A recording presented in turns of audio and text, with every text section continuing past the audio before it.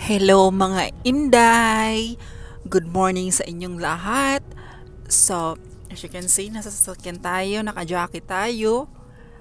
Kasi baka mamaya masita na naman tayo sa ating mga ka-Inday dyan. Kasi minsan nakakalimutan ko wear ng jacket mga Inday pag sa trabaho. So, ayan, nakasapatos na ako, naka-jacket, pero wala tayong gloves. Wala din tayong face mask. So, let's see kung ano yung masusuot mamaya. And anyway, mga Inday, alam niyo ba kung saan kami pupunta?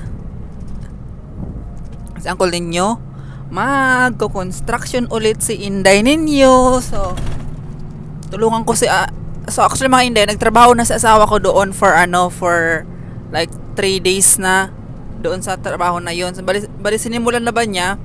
So, ngayon, isasama niya ako mga Inday kasi panay ako reklamo ba na gusto kong sumama nga mga Inday, gusto ko makita nga kasi gusto ko nga ma-explore ba tayo kasi tayo si Dora the Explorer, charing. So sa pagpamilit natin mga Inday, nakasama na tayo for today's video. And anyway, sa mga Inday, wala pa ako masyadong tulog talaga today kasi nga alas 12 mga Inday, nag-off. Hindi ako nag-off, yung parang nag-music na ba ako sa headset ako para makatulog ako, para kasi maaga kaming magising yung uncle nyo dapat alas 6, alas 5 magising na sana. So ngayon mga Inday, alas 7 na ngayon alas 7:40 na ngayon. So bali medyo late kami kasi nga pa ako nagising kasi nga wala pa ako masyadong tulog. Kaya hayon, ang dami kasing iniisip mga Inday, daming problema, daming ganon. So set aside lang natin yung mga problema kasi nga masosolusyonan at walang problema na hindi masosolusyonan mga Inday. So trust lang tayo, tiwalaan tayo sa Panginoon mga Inday at magdasal lang tayo para always tayong walang problema at always tayo bigyan ng Diyos ng lakas na makayanan lahat ang mga pagsubok sa ating buhay. So mga Inday, na-miss nyo ba ang construction natin? So let's go for today's video mga Inday. So I think ang gagawin lang namin for today's video mga Inday is magfo-flooring. So mag-i-install kami ng floor. Kasi sa asawa ko nga mga Inday, nagtrabaho na nga doon. Kasi sa boss niya. True boss niya. Wala yung boss niya mga Inday, nag-vacation ata sa Mexico. So sama-sama tayo, makasama tayo mga Inday. Yeah.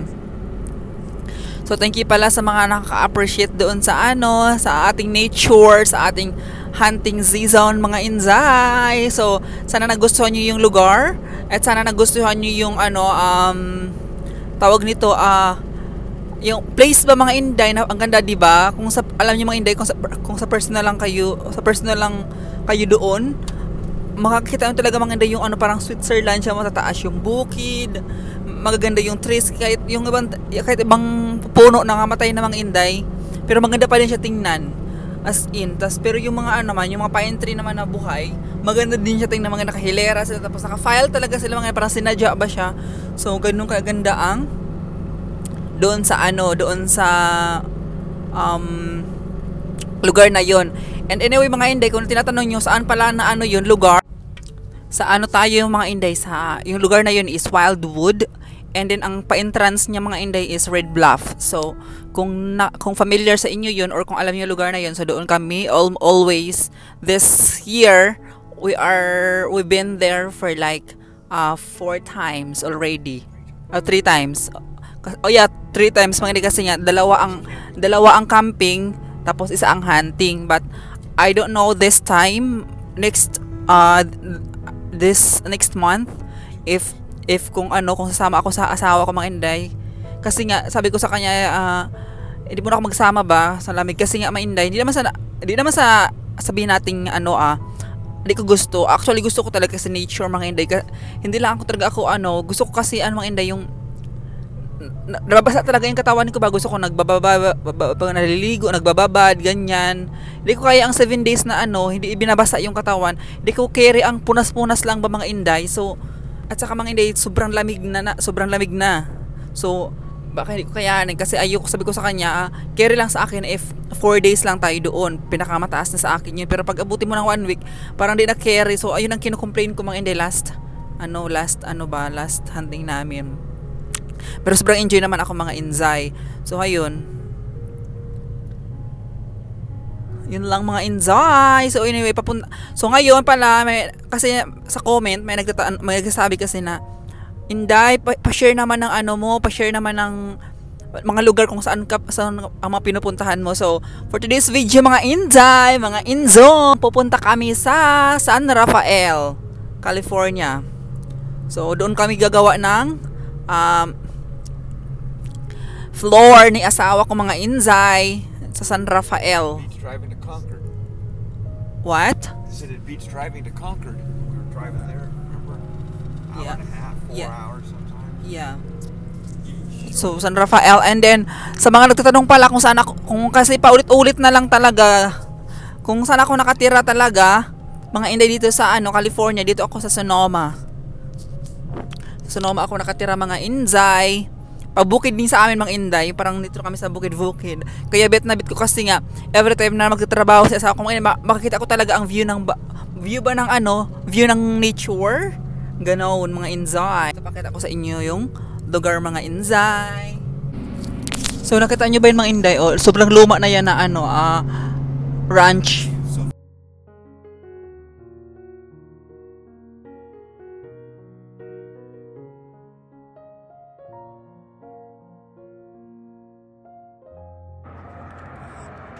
So mga Inday, dito na tayo sa trabaho ni asawa.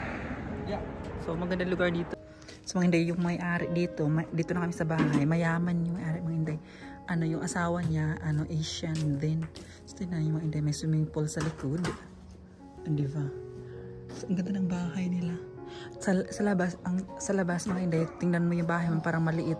Pero pagpasok mo mga Inday, ang laki ng bahay. So ang kulin nyo, nag-prepare na siya mga Inday. So baka hindi tayo masyadong nag-video kasi dito yung owner ng bahay. So hindi tayo mag-video masyado kasi baka masita tayo. Ayan. Pero magnakaw lang tayo ng some clips na para makita nyo ha.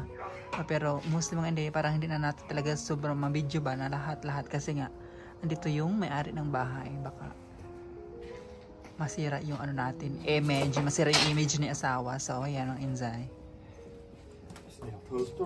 Sa likod ng So, dito na ako mga Inday. Anyway, mainit pala dito. Kaya nag-ubad tayo ng jacket mga Inzay.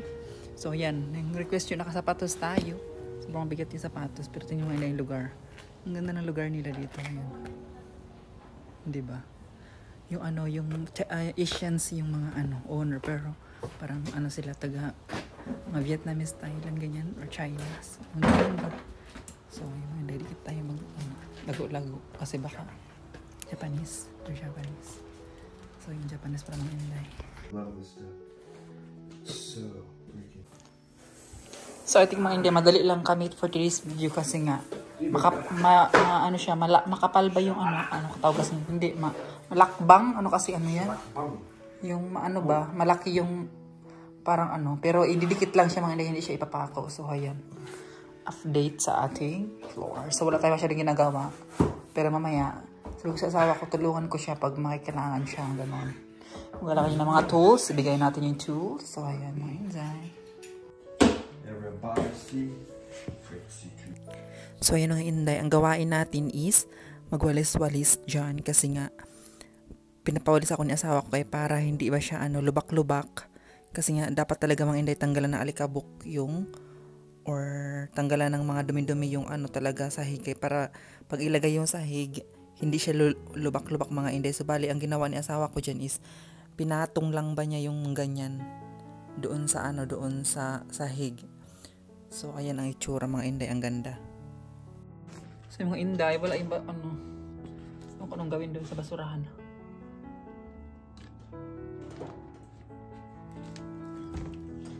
So, ito, update ko kayo sa sa ginawa ni asawa mga Inday ito. Pakita ko sa inyo, wait. So, ito yung ginawa ni Uncle ninyo mga Inzay. So, nalagay niya na, diba?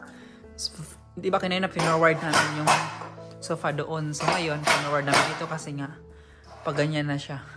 So, ganun lang mga Inday. Lang siya, idugtong-dugtong. And then, lagyan ng baseboard. Then, tapos na kami. So, ayan lang. Maganda yung bahay. Maganda. So, ito pala yung ginawa ni asawa kahapon na hindi ako nakasahay. Ako yung pinasama. Kasi nga yung boss niya andito. And then, ito yung ginawa niya. Ito. Asa yan. Yun, doon hindi yun.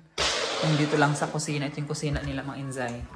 So, ito lagyan namin ng baseboard. Ito. Tapos ito yung tawag nito, yung working area. Ano kasi yung tawag dito? Yung workout area. Ano kasi tawag yan? Kabulok na ba? Uy. Kuan.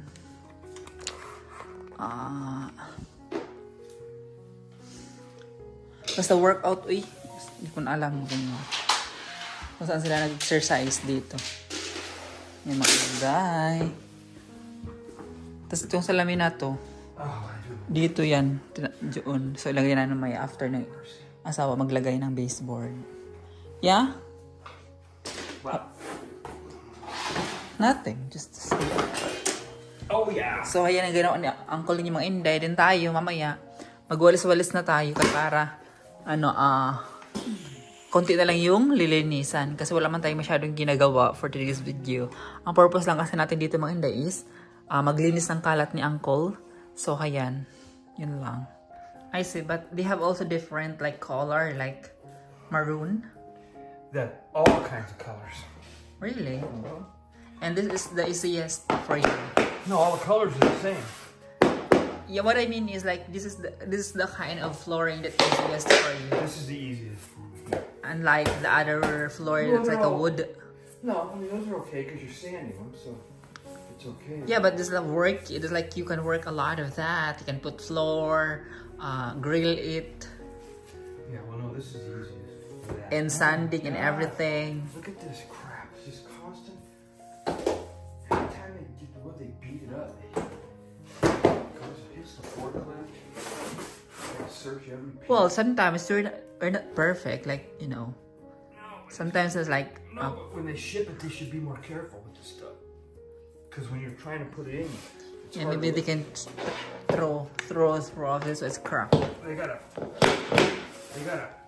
when they package it, Yeah. they should package it better. So, ganyan lang mga Inday. Dikit-dikit lang. So, pinatog lang siya pala sa lumang floor. And then, ayan. So, yung mga Inday, fast forward tayo, naasar na si asawa dyan kasi nga yung dulo ng linoleum na yan pala ang tawag dyan mga Inday, nag-crack siya. So, hindi niya malagay ng maayos. Ayan, pinili niya yung hindi crack at pinili niya yung pwede magamit kasi nga, siguro nung nag-deliver dito, hinagis kaya yung dulo niya na-reject na or nag-crack na kaya hindi siya pwedeng gamitin. So, ang tawag pala dito mga Inday is linoleum, what? LVT. Yung ang tawag dyan.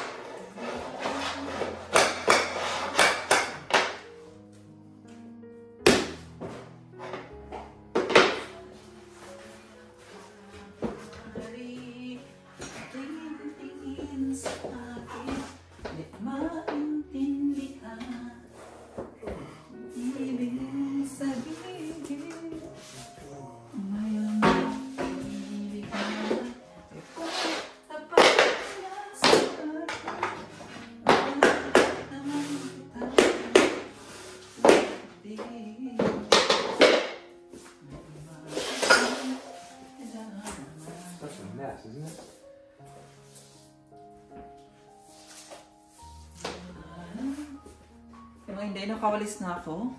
Snapple. I said I'm already walis. Broom. Yeah. So fast forward tayo mga Inday. Nakakita nyo ba yung parang tabla na yan? So hindi mga hindi pala siya kahoy, para siyang plastic ba na may foam at na may rubber. So bali yung tatlong bagay na yun siya pinagdikit-dikit. Tas ang kinalabasan ganyan mga inday, as in maganda siya mga inday. So yang pala nakatambak na yan, yung parang tabla na yan na ididikit mga inday, reject na pala yan. So tingnan mo yung ang dami, kasi nga yung delivery boy siguro nag-deliver nito, binagsak-bagsak mga inday. So bawat dulo na siya ba, nag-crack. So hindi siya pwede ilagay. So ang ginawa asawa ko mga inday, ni-reject niya lahat. Ayan.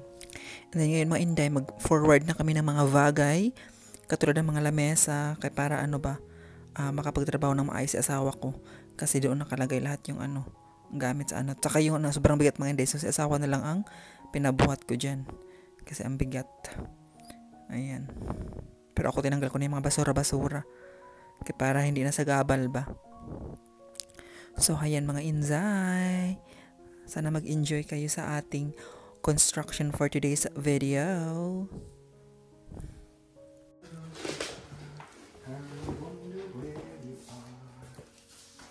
You're a climber up so high. You're a climber in the sky.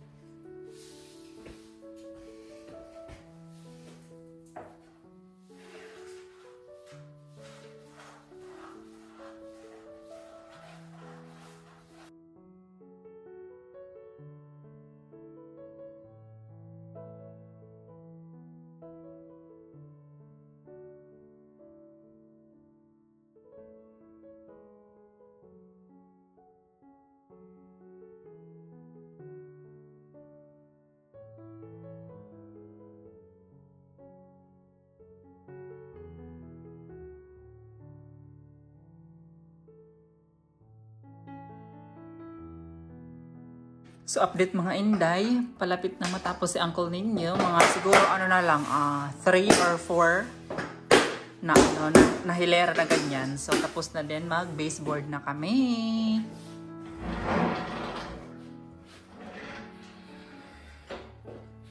Be careful.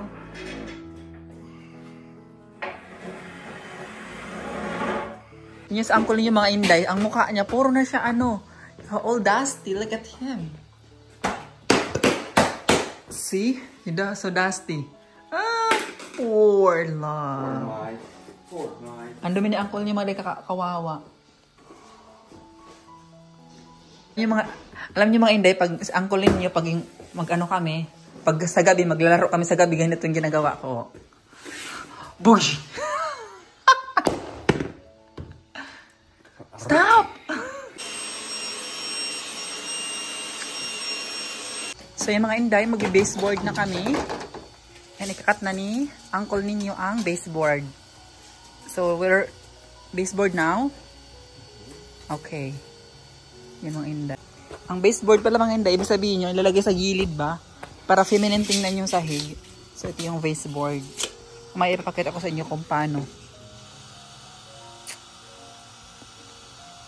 Nilinis nila yung mga inday. Tawag nito yung swimming pool. Mag-swimming ata sila dyan. Sarap mag-swimming, no?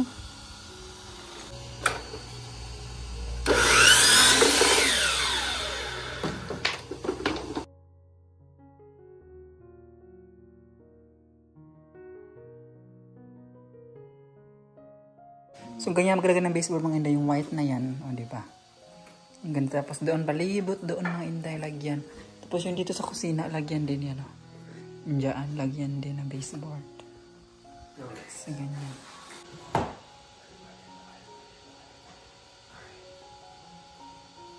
Like that? Are we right at the wall? All the way over? Or that come to you a little bit? A little bit. Is that good or no? A little bit. To you? To you? Yeah. Good to me. Is that good? You love it? It's better. Right there? Yeah. Yeah.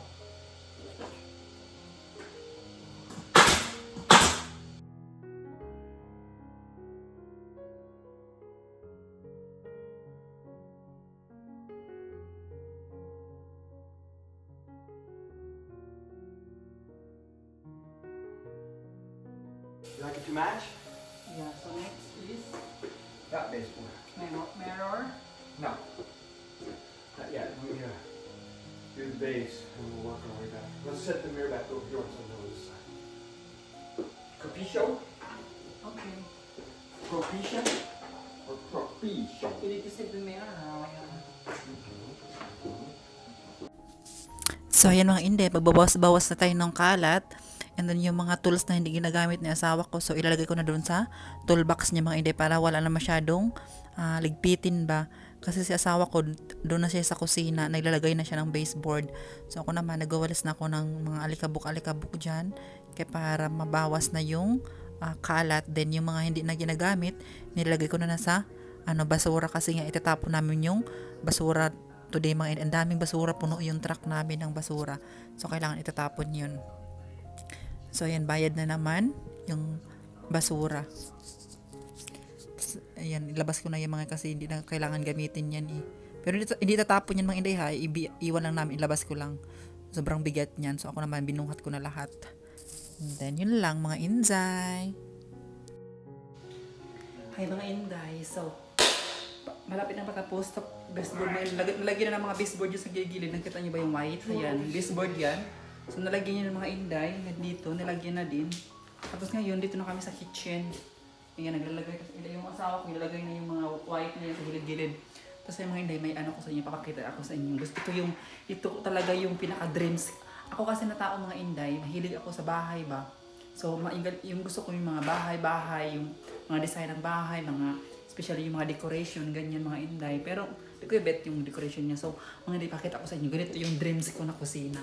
Kitchen. Naayos ng kitchen. Pakita ko sa inyo.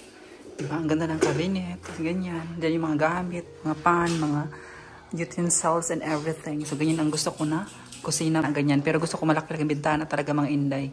Nakadikit yung ref. Ganyan. Yan yung dreams ko. Sana mga inday. Matupad yung dreams natin someday. Ganito yung bahay. Ayan. Bongga. Okay, pag mga inday. Oh. Dani nails ni. Ito niya. It's still called baseboard, even it's thin. Okay. So under the ref, you cannot put in there. Not put under the ref. No, it's good. Won't fit if it's around the fridge. It's too tight. So, haya na mga inza, yung final look sa ginawa ni uncle ninyo na floor, na linoleum. So, anyway, mga inday, dinikit lang pala yan. Tapos, yung bawat gilid, nilagyan niya ng glue. So, para di siya mag-move ba, yung floor. Tapos, dinikit niya talaga yan ng, mahigpit, kaya para hindi siya mag-move or hindi siya gagalaw. So, ako naman, after niya ginawa yung dyan sa gym na area, nagwalis-walis na tayo, kaya para mamaya, pagkatapos niya sa kusina, yung mga na lang niya, mga gamit na lang niya ang ilalagay sa sasakyan. Kasi tawag nito, kalat-kalat pa yung mga gamit niya katulad ng mga pako, vacuum and everything mga inday. And then, ayan, tinanggalan natin yung alikabok at nilinis na natin. Pero mamaya, magwalis ulit tayo kasi nga, dumadaan-daan si uncle ninyo. So, bali, ulitin na lang natin mamaya.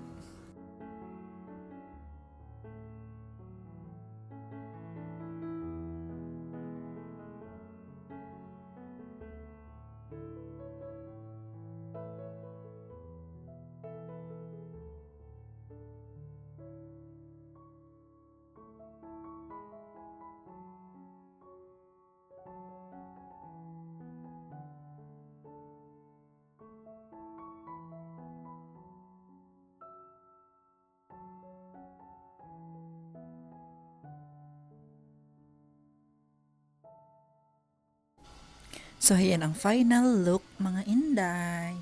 Sana nagustuhan nyo. And tapos sa uncle ninyo gamit dyan sa ng pako. Ngayon mga inday, niligfit ko na siya. And nilalabas na natin para mamaya. Pagkatapos namin magtapon ng garbage or ng mga maraming basura, ilakargado na namin yan para hindi na kami balik-balik dito sa bahay na to, mga inday. So, ayan ang gawain namin for today's video. So, hi sa mga taga San Rafael dyan. Kilala nyo ba yung building na yan, mga inzay? Di ba ang ganda? Hindi ko alam kung anong building yan. Pero kung taga San Rafael kayo or taga dito kayo sa North California, alam nyo siguro yan. Anong building yan sa San Rafael.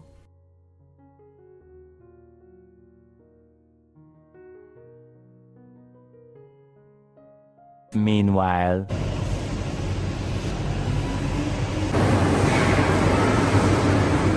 mga hindi, tingnan nyo yung bahay, puno ng halaman. Ganda ng ganyan, gusto ko ganyan, no? Puno ng halaman yung bahay. Pero gusto ko ng bahay yung mataas. Like 5 feet ang taas ba? Yung nakahanger ba ng 5 feet? Para presko, sa giplat ang hangin. Pero yung niya, yung gusto ko yung yung poste, makapal ang mga bakal para kahit lumindol, safe. So yan mga inday, pauwi na kami sa bahay. And sabi pala ni uncle ninyo kung saan kami dadaan, kung sa highway ba or sa likod. So sabi ko sa kanya, kung sa highway tayo, traffic, ganun din. Mainit, mabilad pa tayo. Tingnan nyo naman mga inday, 100 to 101 yan. Mga inday, ganyan kainit.